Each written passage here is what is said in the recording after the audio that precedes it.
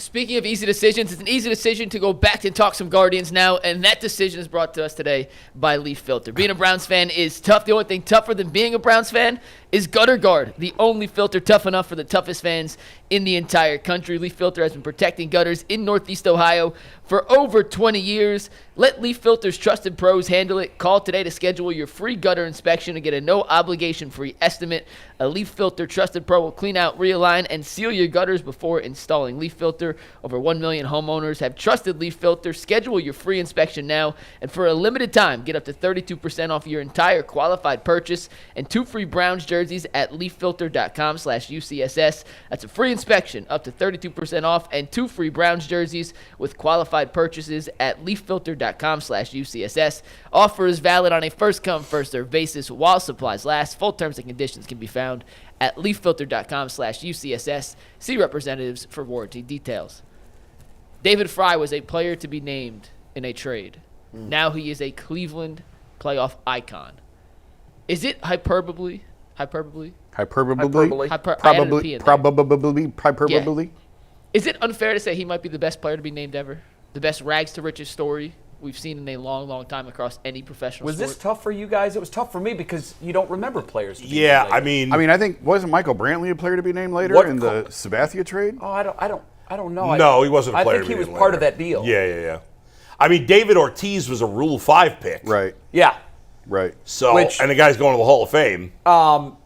I was thinking not necessarily like players to be. I was just thinking like these Mike Piazza stories. Drafted by Tommy Lasorda, who was a friend of the family in the 90th round. Became a Hall of Famer. Some ridiculous late round and became a Hall of Famer. Yeah. That was a good one too. Yeah. Yours. I went like all sports, and I'm trying to put this into some perspective. Kurt Warner's the greatest of all time. Oh, God, I didn't even think I mean, let's face it. That's the right answer. No, Kurt Warner is the right answer. I didn't even think of Kurt. Yeah, David Fry hasn't had a great career to this point. We don't know what his career is going to be. No, but he's had 2 iconic moments. Here's the guy that I came with, because Kurt went on to MVP and Hall of Fame status. Yeah. So his was like the most unlikely from the Arena Football League and stocking grocery stores.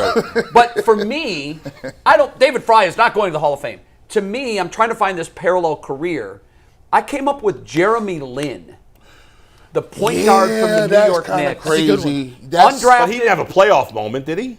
No, but Lynn's sanity is the equivalent of this last. Exactly. Yeah. Like, trust me, I was hosting a debate show with someone who was enamored by him, and we discussed him 100% more than we should have, just as we did Tim Tebow. Yeah. But Tim Tebow came, if you want to go back to, the doctor telling his mother, you need to abort this fetus. So from his story to becoming, but he had a storied college career and then flopped on the big stage. The reason I say Jeremy Lin, and I'm being proven wrong by David Fry. I had said in August that David Fry was a Cinderella story, and it's 11:59. Right. I just figured like he found a lamp with a genie, and he said, I want to be an all-star player. And she said, look, you're asking for a lot, David. I can only do so much. I'll tell you what, I'll give you an all-star first half, and after the all-star game, you're going to turn back into a pumpkin.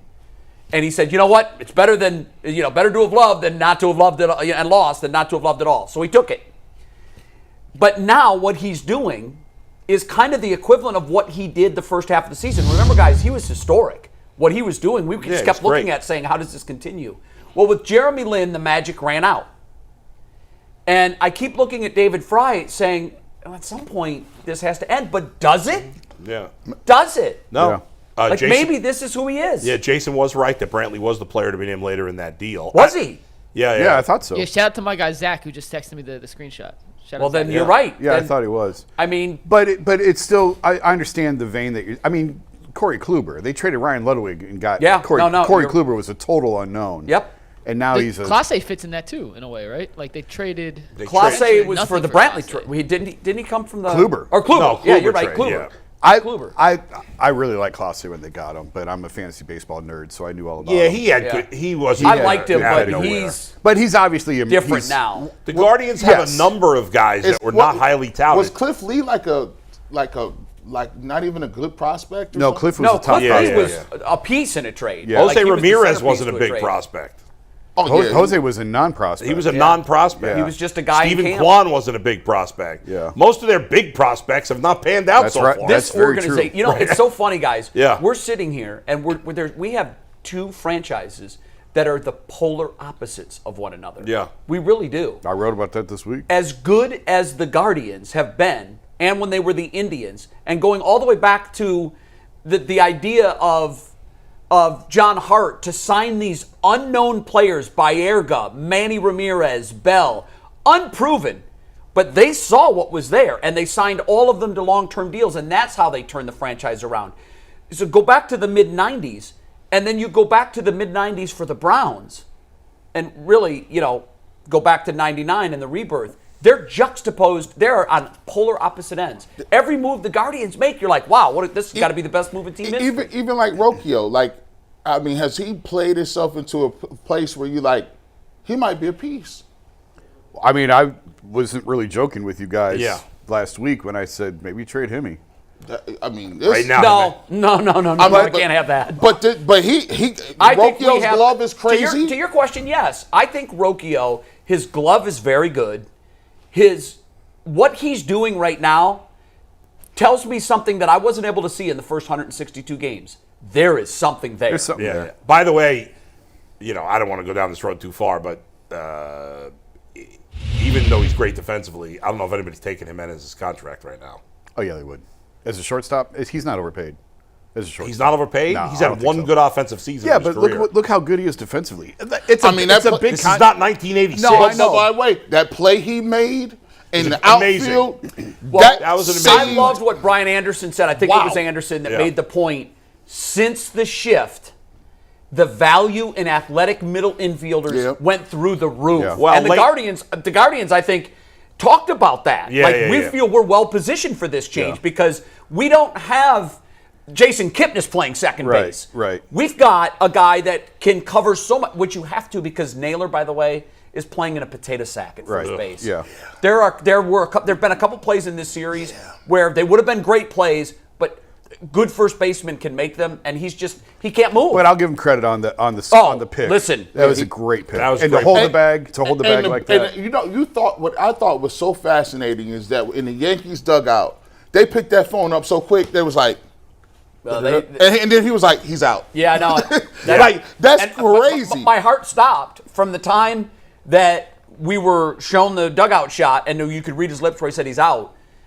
I'm like, oh my God, they're going to overturn this call because I thought he lost the bag. Right. I thought he lost. But not only the biggest part, really. I mean, obviously, there's two huge parts of this. One, that they got the out, obviously. Right. But also, the runner would have gotten a third if that ball gets to the outfield. Yeah. So it was a doubly huge play, and they got out of that. That gets lost. Lane Thomas made a great catch early in the game. He did. In center field. That gets kind of whoever was on that phone, I need to call Kevin Stefanski up, man. I like that advice. He gave that advice quick as hell. No, he did. Yeah, he's out.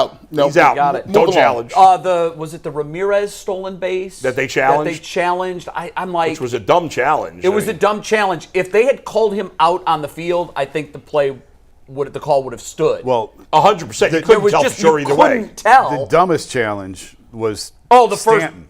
What? I don't know what they were doing there. I got into the weeds on my Zoom call. I'm like, what are we doing?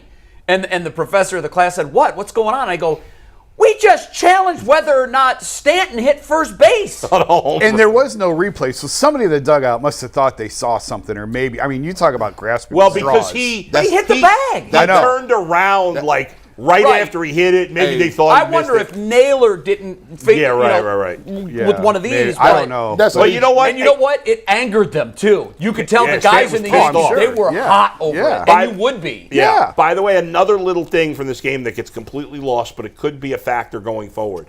It was the first game the Guardians have played in the playoffs where I felt like on the bases, they got back to being themselves again.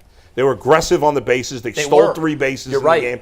That was the first time they've done that the whole postseason. Yeah, I agree. And that's part of their game. They got to do that. They got to be take third base. They're not holding you on. 2 guys took third base. And the Yankees still look like drunken sailors on the bases. Yeah, that was a great one. By the metric, they're number 30. And they're the worst base running team in baseball. And you know why? It's obvious. Because they don't worry about it. They're like, well, we'll hit a 3-run home run. Who cares? I'll tell you something else. At some point, it's going to get them. Yeah. I'll tell you something else that I thought was a big deal.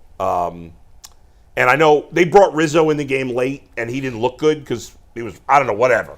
And he's not the same player he was. No. But I thought it was a huge mistake by Aaron Boone not starting Rizzo and Wells. I did too. I was stunned he was at the starting lineup. Because those guys, and Wells, who's not having a good series, but Rizzo was a butcher in the field when they put him in. Rizzo kills the Guardians. But here's the thing: Rizzo kills the Guardians, and Wells has been great for them the second half. There's a reason he was batting cleanup earlier in the series. Yeah. Those two guys made their lineup feel a lot better than it was. Last night, you're like, John Birdie, who the hell's worried about him? I know. I'll take that. Trevino, who the hell's worried about him? I told Zach before the game, what is this fascination with Brennan and Schneemann in right field? Noel, and this is before Noel, now he'll play every game now. But even before, I mean, it worked out because you had him at a spot Noel where you hadn't needed done him. anything. But I don't care. He can hit the ball out of the ballpark. I don't care if he strikes out 4 times. He has the ability to hit the ball out of the ballpark, and he's got an absolute cannon for an arm. Yeah. I'm tired of seeing He's playing the field well. I'm tired of seeing Brennan and Schneemann. They should agree. never be out there. I agree. Noel needs to be out there every single day. And you know what? It's feast or famine. But when he runs into one, he gives you a moment He's like got he to play gave us last night. Since you're getting, it's not like I said. Some people were saying to me, "Well, Fry's got to play DH every day," and I'm like, "Well, hold on, Manzardo had a home run too." I know. Yeah, what's killing them is that Fry can't catch. Right, if Fry could catch, you'd have him catch. But I thought about this last night, and I dismissed it because I'm like, you can't do that. It'd be somebody asked me benching Naylor. I thought about and it. playing Manzardo at first and Fry. I said last night they're not going to do it. I don't think it's unconventional. Yeah. You'll never do it. And here's what else I would do. And this, you guys are going to look at me like I'm bananas, and they won't do it, and they shouldn't. But it's a desperate move. But if I think it's strategically the right move, I would move Cade Smith to the closer. He's just been better, guys. He's just been better. I think that I understand what you're saying. I think they like being able to deploy him when the best hitters are up. Yeah. It's a nice weapon to have. Yeah. But I always look at it this way. You have 27 outs to get. Yeah. I know if it's a situation in the second, that out is more important than 24, 25, 26, 27. I get that. And you've got to win the moment before you can win in the ninth. All that being said, if Clase is so good, can't he win the moment in the second or the third it's or so the strange. fifth? Although Cade Smith has just been better, guys. He has, but it's this. Sometimes pitching in the ninth can be different. And not never sometimes. Done It is And different. I think I don't know. You want to get into Clase after? You want to go to stadium and come back to this? Or do you just we're want gonna to do it now? We're doing more Clase in the TV All show, right, but I'll give me tease it for the TV show. Give me a little. Oh, we're going to do it for TV show? All right, then I'll say it now. I'm very concerned about Emmanuel Clase. I am because too. Not just because of the home runs, but because he left. He left 7 minutes after the game was over. Yeah, he's not even celebrating with these guys. And then he goes home on Instagram and he's showing everyone. Did you see that? Did you see that? No. He's showing everyone his pull it up right rings now. and he's showing everyone his plaques and his trophies I did not and like all that. this. That's bad. That's not. I don't think he's handling the moment well. Here, right here. Look at this. Here's his Instagram. Hey, here's his Instagram last night. Hey, you know Jay don't play that Instagram. Look, How many games have ever been won on Instagram? Look at what he's showing you. He's showing you all this stuff. Yeah, and that's bad. No, and when Zach told me that he left the clubhouse 9:08. According to MLB, the game ended at 9:01. I think it was right. Fry's home run. I think it was 9:01. Yeah. MLB has it was a 72 minute of chaos. He didn't even shower. 9:08. He was dressed unless he showered in the ninth. I don't know. Nah, bro. At 9:08, he was walking out of the stadium. That's 7 being a minutes bad after teammate right 7 minutes after the game ended. He still had his job. Those are Jason's thoughts on Emmanuel Clase. If you want to hear JG and Bull's thoughts on what they should do with Clase moving forward, make sure you tune to the WKYC show at 12:30 exclusively on WKYC I'm and concerned. WKYC Plus.